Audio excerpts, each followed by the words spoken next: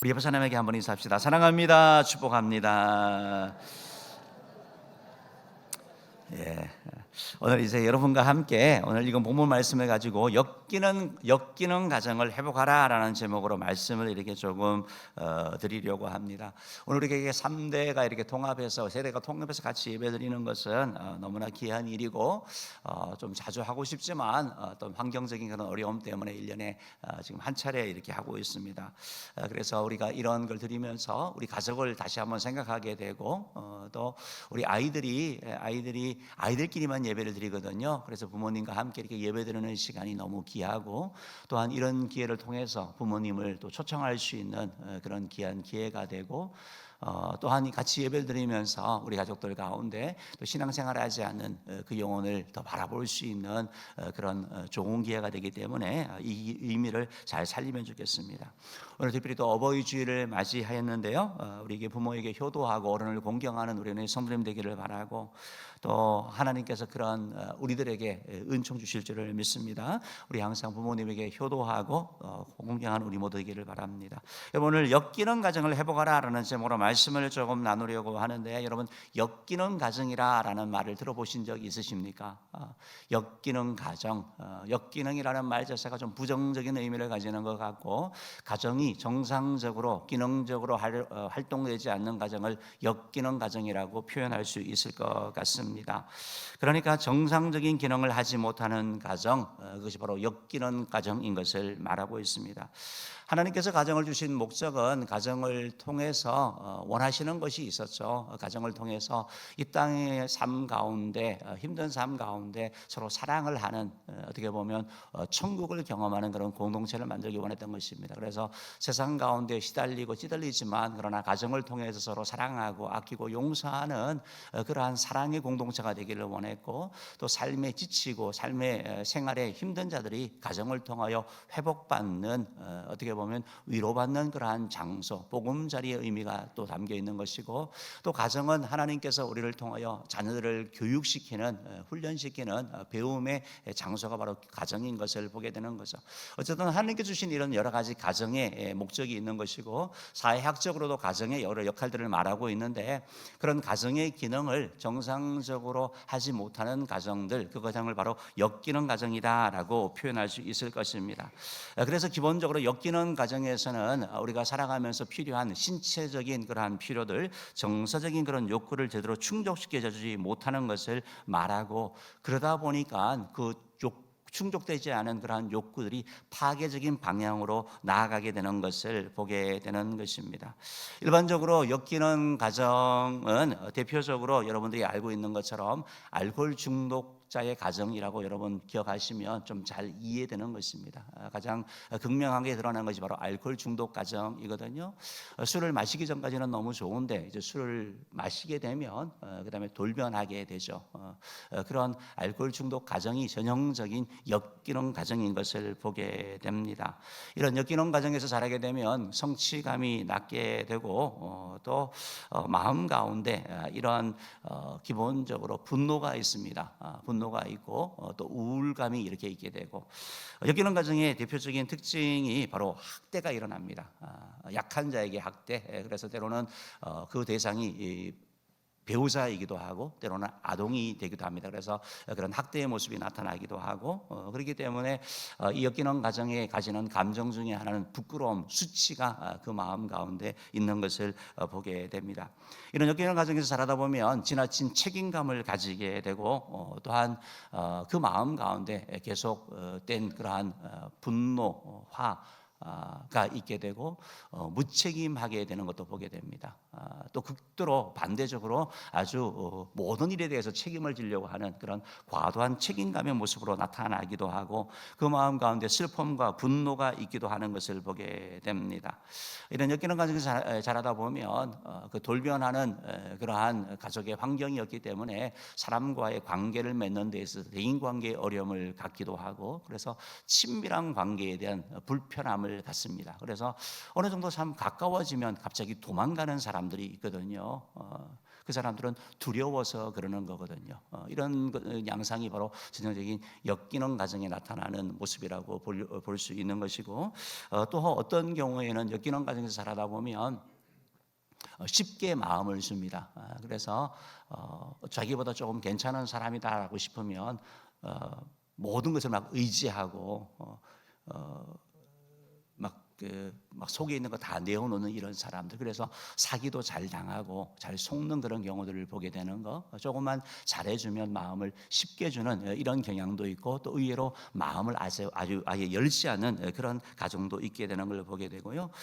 보통 이런 일들이 보통 역기능 가정은 이제 아버지를 통해서 일어나는 경우들이 많기 때문에 권위에 대한 아주 그런 거부감들을 가지는 이런 모습들이 있는 것도 보게 되는 것입니다. 그런데 사실은 이 땅에 살아가는 모든 가정은 어느 정도의 차이는 있지만 죄가 있었고, 또한 우리나라는 유교적인 문화가 있었고 또 일본 문화가 있었기 때문에 어느 정도는 다 이런 역기능적인 그런 양상을 가지고 있는 것을 보게 되는 것입니다. 여러분, 권위 이 땅 가운데 이 가정들이 어느 정도 다 역기능적이다라는 것을 여러분이 이해를 하셔야 되고 받아들여야 된다라는 것입니다. 그래서 이 사실이 우리 가정은 왜 이럴까라는 것이 아니고, 사실은 뭐 우리나라 문화가 그런 문화도 있고, 또한 죄인의 문화 자체가 이 원래의 기능대로 기여하지 못하고 그런 잘못된 방향으로 나아가게 되는 것을 보게 됩니다.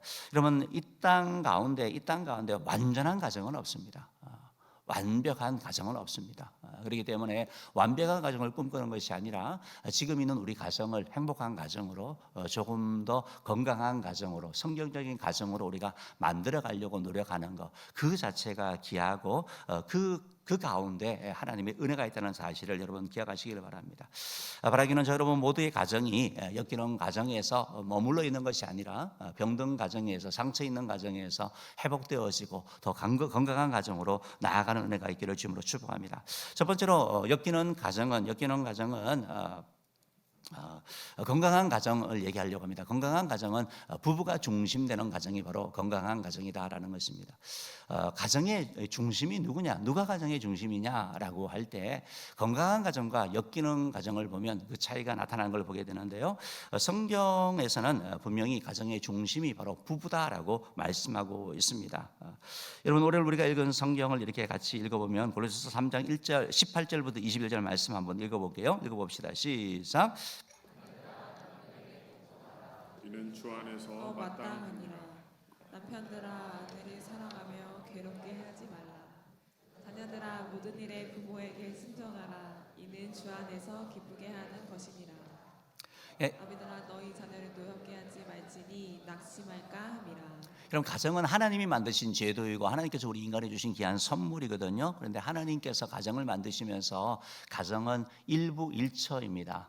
남자와 한 여자가 가정을 꾸미게 하셨고, 또한 한 여자와 한 남자가 한 몸이 되게 하는 것, 이것이 바로 하나님이 우리에게 주신 가정의 그러한 기준이다라는 걸 여러분 기억하셔야 됩니다. 그래서 가정은 부부가 중심이 되는 거예요. 오늘 우리가 읽은 성경에서도 가정에 대한 말씀을 하면서 아내와 남편 얘기를 먼저 하고 있는 걸 보게 되는 거거든요. 그러니까 가정의 중심은 부부가 되어야 된다라는 걸 여러분 그렇게 꼭 기억하셔야 됩니다.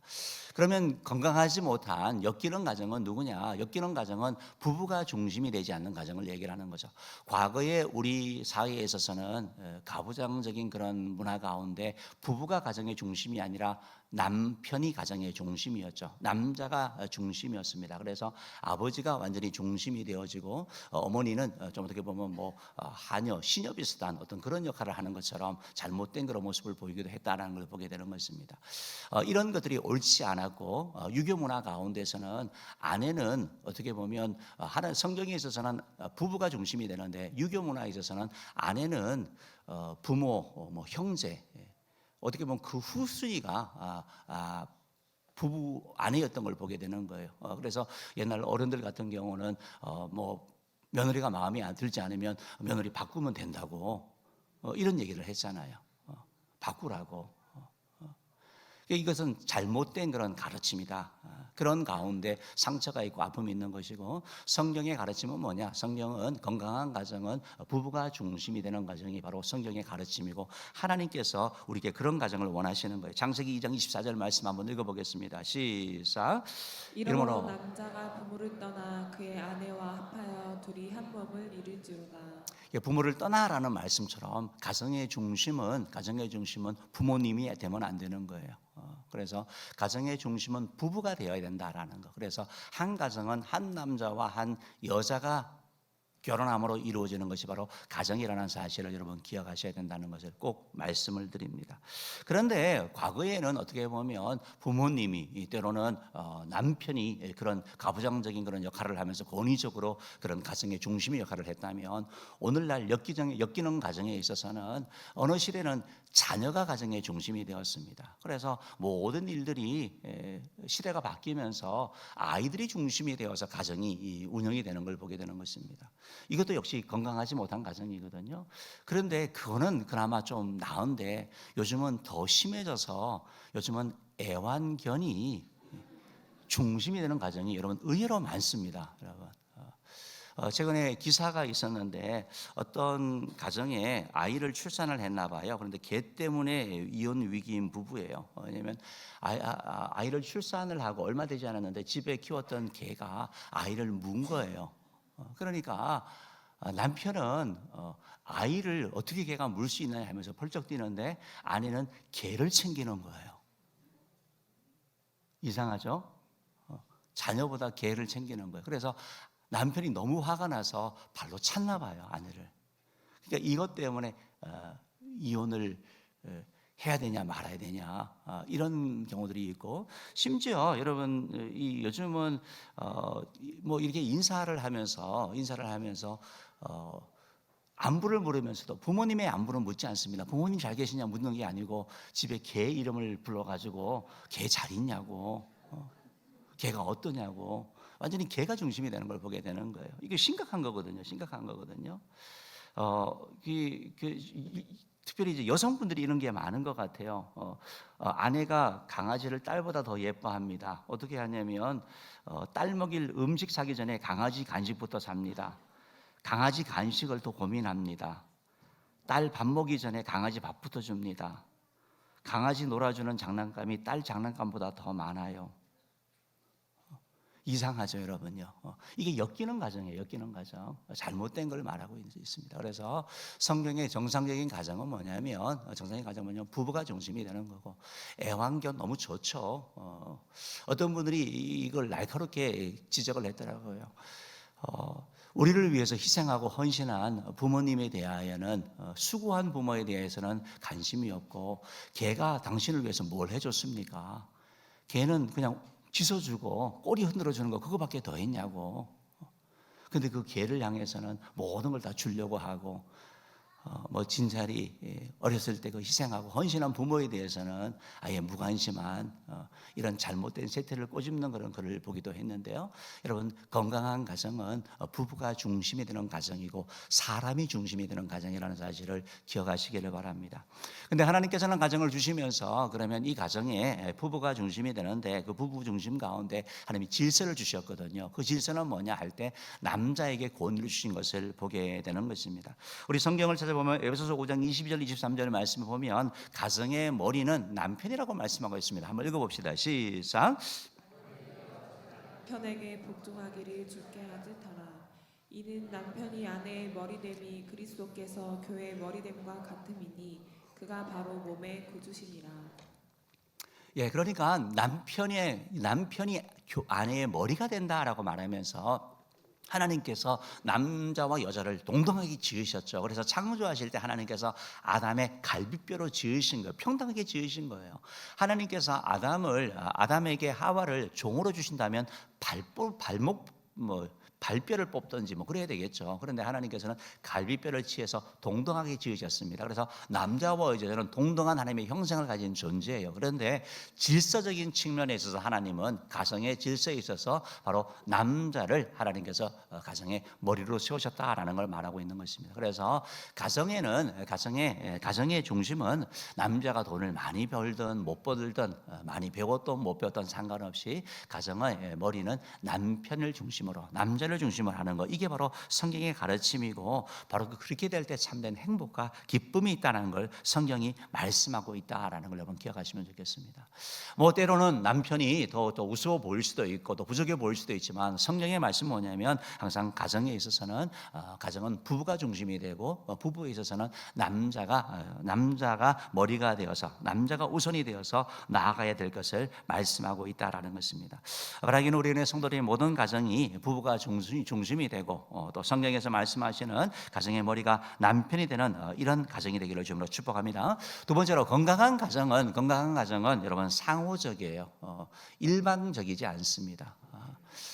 건강한 가정은 서로 주고받는 것이지 한 사람만 쪽만 계속해서 뭐 희생하고 헌신하고 일방적으로 가는 것이 아니고 전형적인 엮이는 가정은 한쪽만 헌신하고 한쪽만 희생하는 거예요. 그러나 오늘 우리가 읽은 성경 말씀에도 보면 하나님께서 서로 상호적인 걸 말씀하고 있어요. 여러분 부모와 자녀의 관계에 있어서도 하나님께서는 두 가지를 말씀하고 있어요. 남편과 아내에 있어서도 남편이 아무리 마초적인 이미지를 가지고 힘이 세고 여자가 아무리 약한 존재를 하더라도 남편이 해야 될 일과 아내가 해야 될 일들이 있는 것을 말씀하고 있다라는 것입니다. 오늘 다시 한번 성경을 읽어보려고 하는데 골로새 3장 18절부터 21절 말씀 한번 읽어봅시다. 시작. 아내들아 남편에게 복종하라. 이는 주 안에서 마땅하니라. 남편들아 아내를 사랑하며 괴롭게 하지 말라. 자녀들아 모든 일에 부모에게 순종하라. 이는 주 안에서 기쁘게 하는 것이니라. 아비들아 너희 자녀를 노엽게 하지 말지니 낙심할까 함이라.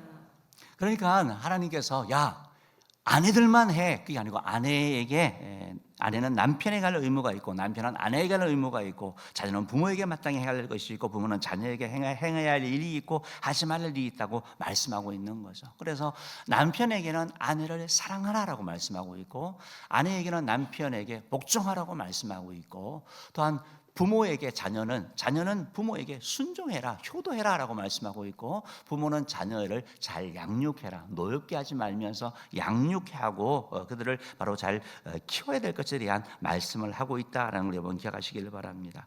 그러니까 우리가 이 말씀을 이렇게 보면서 성경의 건강한 가정은 뭐냐면 주고받는 거예요. 주고받는 거. 마치 대화가 서로 주고받는 것처럼 가정에 있어서도 아내는 남편을 사랑하는 거, 아내에게 순종하는 거고 남편은 아내를 사랑하는 거고 이것이 동시에 주어지는 것이고 또 서로 오가는 것입니다. 어떤 가정들 같은 경우는 이 말씀을 가지고 이렇게 말씀을 하시는 분이 계셔요. 남편이 나를 사랑해 주지 않는데 내가 어떻게 남편에게 복종하겠습니까? 부모님이 나를 노엽게 하는데 내가 어떻게 부모님께 효도하겠습니까? 여러분 그거는 맞지 않는 거예요. 그건 부모의 역할인 거예요. 하나님께서는 항상 우리에게는 우리의 역할을 말씀하는 거예요. 자녀는 자녀로서 효도를 하는 겁니다. 아내는 아내로서 순종하는 거, 복종하는 것이고 남편은 아내에게 남편으로서 사랑하는 것이죠. 그래서 이 역할들을 우리가 해나가야 되는 것이고 그렇게 해나갈 때 하나님께서 일하신다는 사실을 기억하시고 건강한 가정은 서로 상호적으로 바뀌어 나가야 된다는 것입니다. 오늘 특별히 우리가 어버이 주일을 이렇게 맡겨야 되는데 우리 자녀들에게 여러분 반드시 효도하는 걸 가르쳐야 되는 거예요. 어버이 주일이고 부모님을 이렇게 보면서 안타까운 마음이 드는데요. 특별히 이제 개와 관련된 얘기를 하면서 요즘은 부모님들이 그런 말 한대요. 개처럼 살고 싶다라고 얘기를 한대요. 개팔자가 상팔자래요. 왜냐하면 개에 대해서는 그렇게 관심이 많아요. 근데 부모님에 대해서는 무관심한 거예요. 무관심한 거예요. 개가 조금만 아프면 그냥 난리가 나는데 부모님은 아프다 그래도 나이 들면 다 아픈 거예요. 병원 가보세요. 이러고 그냥 말아버리는 자녀들 보면서 부모님이 오죽하면 정말 내가 개가 되고 싶다 이런 말을 하겠습니까? 우리가 부모님께 효도하는 방법은 부모님과 함께하는 시간을 좀 늘려가는 거, 좀 이것들이 필요한 것이고, 또 자주 만날 수 없다고 한다면 통화를 통해서도 전화를 통해서도 소통하려고 애쓰는 거, 내 기준이 아니라 부모님의 기준에서 우리가 살아가는 거, 부모님에게 관심을 갖는 거, 이런 일들을 하는 것이고, 반드시 자녀에게 여러분 효도하는 걸 가르쳐야 됩니다. 어른에게 공경하는 걸 가르쳐야 되고, 인사하는 것을 가르침으로 말미암아 우리의 가정이 건강한 가정, 성경의 가정 되기를 주님으로 축복합니다. 마지막 세 번째로, 건강한 가정은 정서를 존중하고 자존감을 높여주는 그런 가정이에요. 그럼 여러분, 엮이는 가정은 어떤 가정일 것 같아요? 감정에 대해서, 정서에 대해서 아예 신경을 쓰지 않는 거예요. 사람이 기쁘니 나쁘든 뭐 상처를 받든 아예 관심이 없는 것이고, 아이들에게 자존감을 높여주는 게 아니라 계속 낮은 자존감, 어떻게 보면 열등감을 계속 심어주는 거예요. 계속 비교하는 그런 가정이 바로 엮이는 가정인 것이죠. 그래서 우리의 가정은 그런 가정이 아니라 서로 정서를 존중하고 자존감을 높여주는 가정이 되어야 되는 거예요. 오늘 성경 말씀에도 그 말씀을 하고 있습니다. 골로새서 3장 18절부터 21절 말씀 다시 한번 읽어볼게요. 시작. 아내들아 남편에게 복종하라. 이는 주 안에서 마땅하니라. 남편들아 아내를 사랑하며 괴롭게 하지 말라.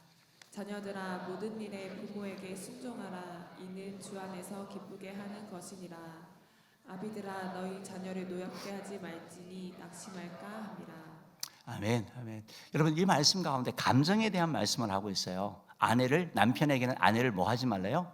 괴롭게 하지 말래요. 괴롭게 하지 말래요. 그리고 건강한 가정은 자녀를 노엽게 하지 않는 거예요. 어떻게 보면 남편과 아내, 부모와 자녀 관계 약자가 누구예요? 아내와 자녀죠. 그러니까 막대할 수 있고 함부로 할 수 있는데, 하나님께서는 그들의 정서를 생각하라고 말하고 있는 거예요. 그래서 그들을 괴롭게 하지 않고 노엽게 하지 아니하고 낙심하게 하지 아니하면서 바로 그들의 마음, 그들의 정서를 살피면서 자존감을 높여주는 자가 되라고 말씀하고 있다라는 걸 여러분 기억하셔야 되는 거예요. 그래서 우리의 가정들은 서로의 마음들 좀 살피고 그렇게 챙기는 가정이 돼야 되고, 낮은 자존감은 여러분 계속된 문제가 있어요.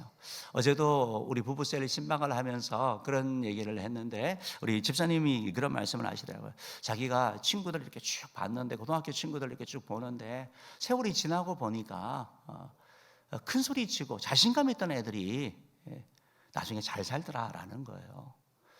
학생 때는 저렇게 공부 안 하고 저래 가지고 어떻게 할까 막 걱정이 됐는데, 오히려 늘 할 수 있다, 뭐 괜찮아 하면 돼, 그런 아이들이 나중에 가보니까 잘 되더라는 거예요. 여러분, 그게 뭐냐면 자존감이거든, 자존감. 여러분, 가정에서 계속해서 비교함으로 말미암아 낮은 자존감을 주게 되면 여러분 계속 마음에 수치감이 있고 분노와 화가 있게 되는 거거든요. 계속 분노를 품고 살게 되고 계속해서 낮은 자존감을 갖게 되면 여러분 자신을 잘 드러내지 못해요. 표현하지 못해요. 낮은 자존감을 가지면 거절하지 못합니다. 분명히 거절해야 되는데 거절하지 못해요. 거절하지 못해서 그냥 예스해요. 그리고 나서 나중엔 화가 나요. 그래 폭발하는 거예요. 그러고 나면 또 후회를 해요. 내가 왜 그랬을까? 이게 다 건강하지 못한 자아상을 가지고 낮은 자존감을 가지고 엮이는 과정에서 살아갈 때 이런 일이 일어나게 되는 것이고, 정서가 계속해서 충족되지 않음으로 말미암아 우리가 엮이는 과정에 있어서는 감정 표현을 잘 못하는 거예요. 언제 표현하는 거예요? 참다가 폭발하는 거, 그거거든요. 근데 건강한 가정은 뭐냐면 정서를 의미를 둬서 네가 어떠니, 자기의 기분, 슬픔, 즐거움 수시로 표현할 수 있는 그런 가정을 만들어야 되는 것이고, 그때 우리 가정이 건강한 가정이 되어 나간다라는 것입니다. 사랑하는 은혜의 성도 여러분, 우리 은혜 모든 성도님의 가정이 엮이는 가정이 아니라 정말 건강한 가정 되기를 주님으로 축복합니다. 건강한 가정은 부부가 중심이 된 가정입니다. 엮이는 가정은 부부가 중심이 되지 않은 모든 가정이 그렇습니다. 엮이는 가정은 가정의 질서가 깨어지는 가정이에요. 우리의 가정이 정말 성경의 질서를 회복하는 그런 가정 되기를 바라고, 또한 엮이는 가정은 건강한 가정은 서로 상호적이라고 말씀드렸어요. 엮이는 가정은 일방적이에요. 바라기는 우리의 가정이 일방적이지 아니하고 서로 주고받는 그런 가정 되기를 바라고, 또한 더 나아가서 감정을 중요시 여기고 또 어떤 팩트를 전달할 뿐만 아니라 상대가 어떤 기분인지 어떤 상황인지 물어보고 정서를 존중함으로 말미암아 자존감을 높여주는 그런 가정 만들기를 주임으로 축복합니다. 사랑하는 성도 여러분, 하나님께서는 우리의 모든 가정이 정말 행복한 가정 되기를 원합니다. 왜 우리 가정이 이런 엮이는 가정이 됩니까? 돈이 없어서요? 많이 못 배워서요? 아니요, 죄가 그 뿌리에 있다라는 걸 기억하시고 우리의 가정의 모습을 주님 앞에 가지고 갈 때 주님께서 회복하여 주신다라는 것입니다. 바라기는 여러분들이 우리의 상처들, 엮이는 가정으로 말미암아 받은 상처들을 주님 앞에 가져갔을 때 주님께서 치유하여 주시옵시고 그리하여 내가 또 다른 엮이는을 만들지 않게 주님 도와주시옵시고 또한 새롭게 시작하게 해달라고 기도하고 나가는 저희 여러분 되기를 주님으로 축복합니다. 기도하겠습니다.